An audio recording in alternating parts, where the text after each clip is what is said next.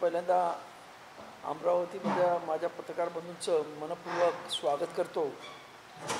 आज या अमरावतीमध्ये मी आलो आहे आणि काल जो अमरावतीमध्ये अत्यंत दुर्दैवी असा प्रकार घडला आणि या इथे आंबेडकरी जनतेवर ज्या पद्धतीने अमानुष असा लाठी हल्ला झाला, मी सकाळी आल्याबरोबर पहिल्यांदा हॉस्पिटलला जाऊन बघितलं आहे आणि ज्या पद्धतीने म्हणजे डोक्यामध्ये वगैरे काठ्या घातल्या, ते पण जिथे हा इन्सिडेंट घडला त्याच्यापेक्षा अर्धा किलोमीटर दूर असं काही कार्यकर्ते जात असताना त्यांना पकडून मारण्यात आलं आहे। एक म्हणजे अत्यंत दुर्दैवी आहे असं माझं मत आहे। आणि हे संपूर्ण प्रकार माझं या इकडच्या पोलीस प्रशासनाला माझं असं आव्हान आहे की त्याने संपूर्ण CCTV चेक करावेत आणि याच्यामध्ये जे सूत्रधार आहेत, कारण ज्या गावचे हे जे प्रकरण आहे ती मंडळी 3 दिवस अत्यंत शांत पद्धतीनं त्यांचा हा संपूर्ण कार्यक्रम करत असताना स्थानिक लेवलची मंडळी तिथे येऊन धुडगूस घालतात, त्यांना दगड आणि इतर सर्व मिळतं। हे सर्व एक प्रकारे सुनियोजित असा कट आहे असा आमचा आरोप आहे आणि त्यामुळं या संपूर्ण प्रकरणाची CID चौकशी झाली पाहिजे आणि याचे जे सूत्रधार आहेत, जे आज इलेक्शन असल्यामुळे याच्या पाठीमागे आहेत, त्यांना पोलिसांनी खऱ्या अर्थानं पुढं आणलं पाहिजे। कारण हे जे आता या देशभर इलेक्शन होणार आहेत आणि जर अशाच पद्धतीने जर हे अख्ख्या देशभर अशा पद्धतीचे दंगे आणि घडवणार असतील तर या देशामध्ये या लोकशाहीला धोका आहे आणि एकंदरीत भीतीचं वातावरण पूर्ण देशामध्ये निर्माण करण्याचा प्रयत्न हा या पद्धतीने केला जातो असा आमचा आरोप आहे। खरं म्हणजे असं पाहिलं तर अख्ख्या देशामध्ये डरचा माहोल आहे, भीतीचा माहोल आहे। आपण पाहिलं असेल की अनेक पक्षाच्या विरोधी पक्षाच्या नेत्यांवरती धाडी, CBI, ED असं चालू असताना आता लोकांमध्ये सुद्धा अशा पद्धतीनं मारामाऱ्या लावून जनसामान्य माणसांमध्ये सुद्धा भीतीचं वातावरण निर्माण करण्याचा प्रयत्न या एकंदरीत परिस्थितीतून आपल्याला पाहायला मिळतो आणि हे कुठेतरी थांबलं पाहिजे। भारतीय लोकशाही निकोप पद्धतीने इथे इलेक्शन झाली पाहिजे अशी आमची मागणी आहे। त्यासाठी या इथे असणाऱ्या प्रशासनाला याचा पूर्णपणे खोलावर जाऊन या संपूर्ण गोष्टीची तपशीलवार माहिती घ्या आणि त्यानंतरच केसेस दाखल करा, नाहीतर आमच्या कार्यकर्त्यांना गुंतवण्याचा प्रयत्न केला जातो आहे असं मला बऱ्याच कार्यकर्त्यांनी सांगितलं। म्हणजे आमचा काही तिथे संबंध नसतानाही आज आमची नावं तिथे येत आहेत, ते खरं म्हणजे दुर्दैव आहे। तेव्हा हे कुठेतरी थांबलं पाहिजे असं माझं मत आहे। त्याचबरोबर आता देशाच्या पातळीवर म्हणायला गेलं तर देशामध्ये अत्यंत मोठा असा घोटाळा कालच चीफ जस्टिस ऑफ इंडियाच्यामुळं आज किंवा लवकरच बाहेर येईल अशी परिस्थिती निर्माण झालेली आहे।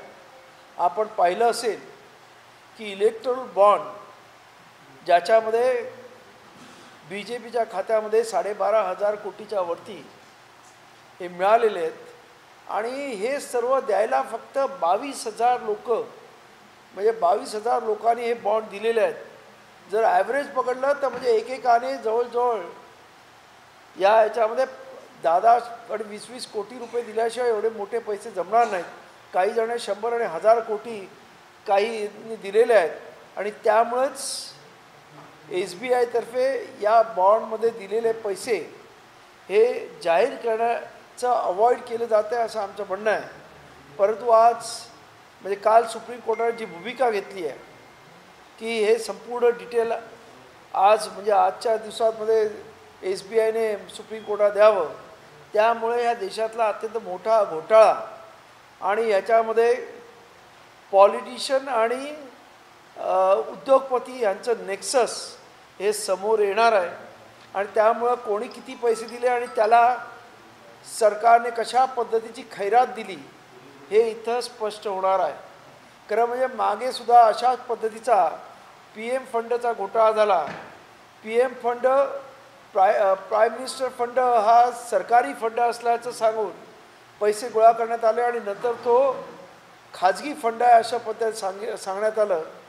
खरं म्हणजे हे जे काही चाललेलं आहे देशामध्ये की या देशामध्ये अशा पद्धतीने पैसा गोळा करण्याचं हे सत्ताधारी अत्यंत वाईट पद्धतीने चाललेलं आहे. ही एक प्रकारची सत्ताधारी फसगत करत आहेत जनतेची आणि ह्या इथे ही थांबली पाहिजे. आज सुप्रीम कोर्टाने जे पाऊल उचललं आहे त्याबद्दल आम्ही सुप्रीम कोर्टाचं त्याबद्दल अभिनंदन करतो आहे. त्याचबरोबर आपण पाहतो की आज देशभर की इथे आमचे प्राईम मिनिस्टर म्हणतात की मोदी की गॅरंटी आहे. मला आश्चर्य वाटतं की हा देश एका माणसावरती चालतो की काय अशी परिस्थिती निर्माण केली झाली आहे की हा देशामध्ये एखादा राजा निर्माण झाला की काय अशी परिस्थिती निर्माण झाली आहे. अरे सरकारची गॅरंटी असू शकते किंवा एखाद्या पक्षाची गॅरंटी असू शकते, एकट्या माणसाची गॅरंटी आणि काय गॅरंटी आहे. 15 लाख रुपये देतो असं जेव्हा या मंडळीने सांगितलं 2014मध्ये, अजूनही एक पैसा कुठच्याही लोकांच्या अकाउंटला आला नाही. त्यावेळेसच सांगितलं की पाकिस्तानवाल्याने आमचा जवान मारला तर आम्ही त्याचे 10 जवान मारू.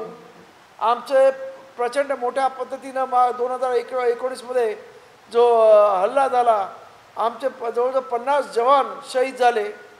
किती जवानांनी मारले हो. किंवा राजस्थानच्या इलेक्शनमध्ये आत्ताच्या या मंडळीने असं सांगितलं की आम्ही 450 रुपयाने कुकिंग गॅस देऊ. अजूनसुद्धा त्या पद्धतीचं कुठचंही हे नाही. आता म्हणतात आम्ही असं बोललो नाही. तर या पद्धतीने देशामधल्या लोकांना जुमल्या पद्धतीने फसवण्याचं जे काही राजकारण चाललं आहे हे अत्यंत दुर्दैवी आहे असं आमचं म्हणणं आहे. आणि या देशामध्ये जी एकाधिकारशाही आणण्याचा प्रयत्न आहे की या देशामधले संपूर्ण विरोधी पक्ष संपवून एक हाती सत्ता आणण्याचा जो प्रयत्न आहे आणि त्यासाठी या देशामध्ये असणारे जी संविधानिक असणाऱ्या ज्या आस्थापना आहेत त्यांना आपल्यासाठी पूर्णपणे वापरण्याचा जो प्रयत्न चाललेला आहे तो अत्यंत निषेधार्थ आहे. तो लोकशाहीला मारक आहे आणि त्यामुळं लोकशाही धोक्यात आलेली आहे. किंवा या देशातलं संविधान मोडीत काढण्याचा प्रयत्न या पद्धतीने केला जातो असा आमचा आरोप आहे. आणि त्यामुळं हे सर्व कुठेतरी थांबलं पाहिजे. यासाठी या देशामध्ये जे संविधानप्रेमी आहेत, जे लोकशाही प्रेमी आहेत, त्या सर्वांनी एकत्र येऊन या इथं असणाऱ्या जातीवादी मनुवादी लोकांच्या विरुद्ध कणखरपणे उभं राहून यांची जी एकाधिकारशाही आहे, ह्यांची जी जुलमी राजवट आहे, जी हुकुमशाही चाललेली आहे ती आता कुठेतरी संपवायला पाहिजे. या देशामधल्या गरिबाची जी काही बेरोजगार आज त्याला खायला अन्न मिळत नाही, त्या बेरोजगारांचं मोठ्या प्रमाणामध्ये आज एवढे आमची मुलं सर्व देशामधली आज जनता सुशिक्षित होत चाललेली आहे आणि त्यांच्या हाताला काम मिळत नाही. आणि या इथं आमचे पंतप्रधान म्हणतात की आम्ही 80 कोटी लोकांना 5 किलो मोफत रॅशन देतो आहे. हे खरं म्हणजे अत्यंत दुर्दैवी आहे.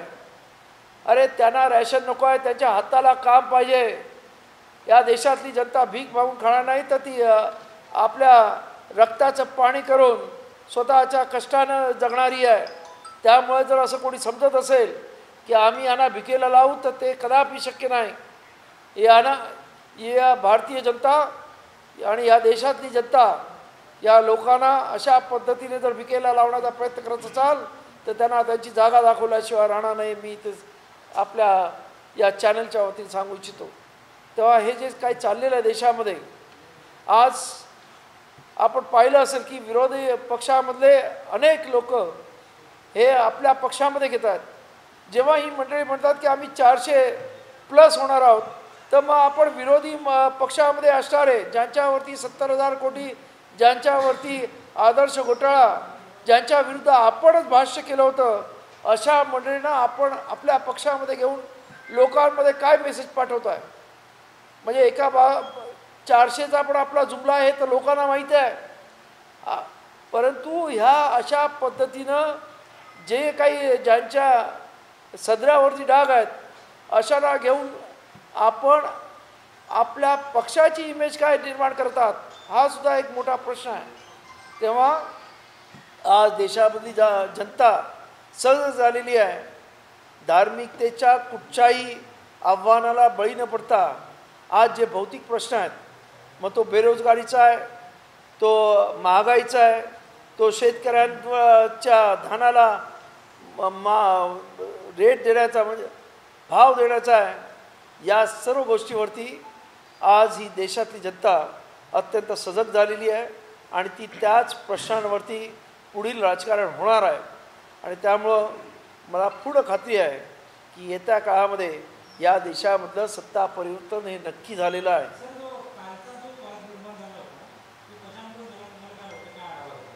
माझं असं म्हणणं आहे की या इथे लोकसभा इलेक्शन्स आहेत, त्यामुळंच काही लोकांनी तो मुद्दामून म्हणजे ते प्रश्न ज्युनियन होता पण त्याला जे वळण देण्याचा प्रयत्न केला आहे तो काही लोकांनी मुद्दामून ते वळण देण्याचा प्रयत्न केला आहे.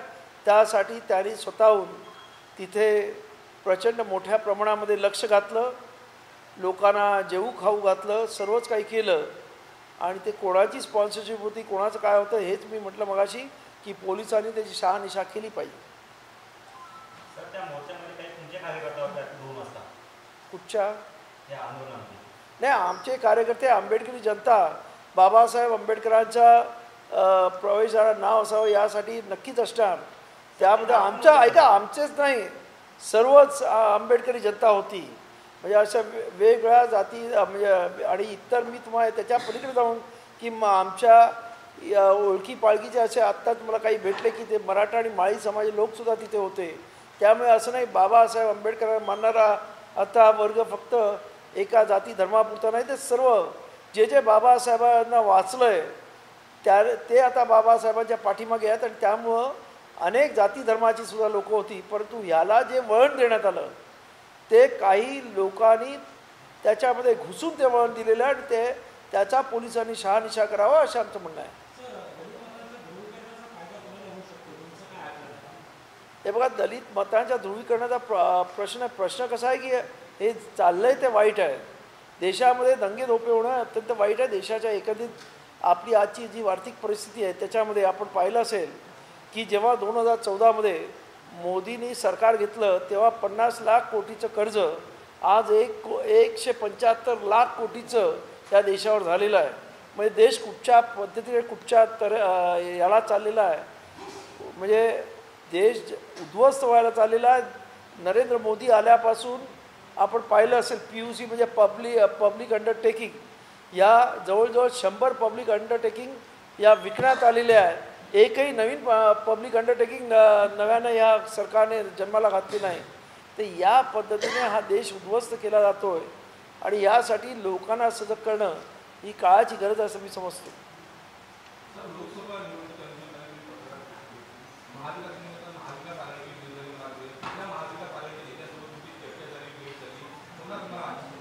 हे बघा, माझी चर्चा राष्ट्रवादीमधल्या पण नेत्यांची झाली आहे आणि काँग्रेसमधल्या पण नेत्यांची झाली आहे आणि त्या सर्वजण पॉझिटिव्ह आहेत आणि सर्वच पक्ष माझ्या उमेदवारासाठी पॉझिटिव्ह आहेत असं माझं म्हणणं आहे.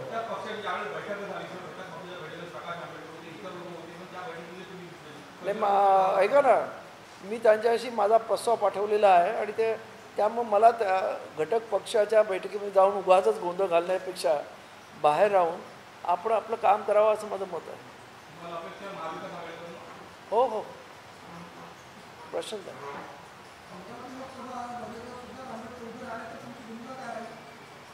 बघा, त्यांचं नाव आत्ताच कालच मी ऐकलं. ते माझ्यामध्ये महाविकास आघाडी आणि वंचितमध्ये चाललेलं ते प्रेशर टॅक्टिक्सचा एक भाग असावा असं मला वाटतं.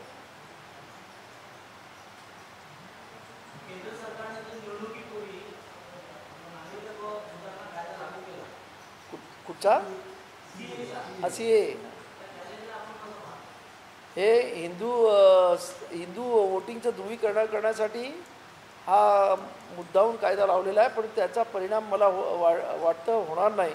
कारण आता लोकांची मानसिकता तयार झालेली आहे. लोक आज आपण पाहिलं असेल की तिथे दिल्लीमध्ये शेतकऱ्यांवरती गोळीबार करणारे किंवा इथे आंबेडकरी जनतेवर लाठीमार करणारे यांची मानसिकता, या सत्ताधाऱ्यांची जी जुलमी मानसिकता झाली आहे त्याचा आता या इलेक्शनमध्ये नक्कीच या देशातली जनता नक्कीच अशा लोकांचा पाडाव केल्याशिवाय राहणार नाही.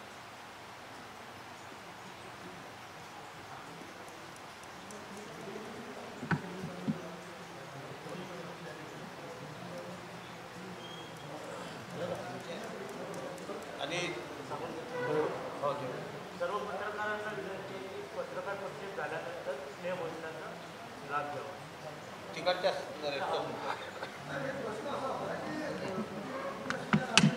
हां एक मिनिट हां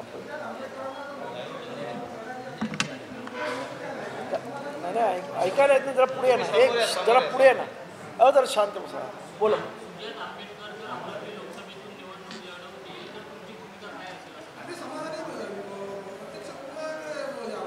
नाही पण माझं असं म्हणणं आहे ते कधी इथं आलेलेच नाही त्यामुळे ते असे म्हणजे ही माझ्या दृष्टीनं हे प्रेशर टॅक्टिक्स असावं. कारण महाविकास आघाडी आणि वंचितची अजूनही बोलणी चालू आहे अजून काही फायनल झालं नसल्यामुळे कदाचित अशा पद्धतीने. आणि दुसरं एक आहे की याच्यातून एक दुसरं दिसतं की वंचितमधले इथे जे काही कार्यकर्ते आहेत त्यांची भूमिका अशी असावी की त्यांच्याकडे कोणी दुसरा उमेदवार पण नसावा म्हणून या स्थानिक कमिटीने घेतलेला तो निर्णय.